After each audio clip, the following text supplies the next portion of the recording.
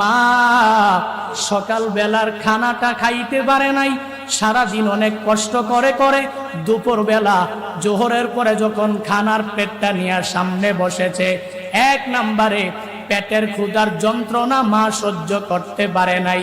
আবার যত আশা নিয়া খানার পেটটা নিয়ে মা সামনে বসে গেল, তুমি ওই মার কলিজার মধ্যে এমন জুড়ে জুড়ে গর্বে ধাম ধাম করে দুইটা লাথি মেরে দিলা।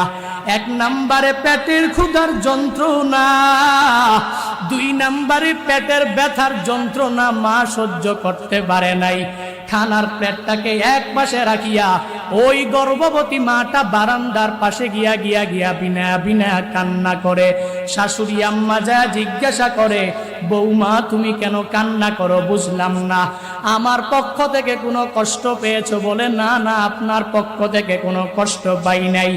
আমার ছেলের পক্ষ থেকে কোনো কষ্ট পেয়েছো? বলে না না, তাও কষ্ট পাই নাই। তাহলে কেন কান্না করো? তবুও তো মা তোমার ব্যাপারে বলে না। আমার সন্তান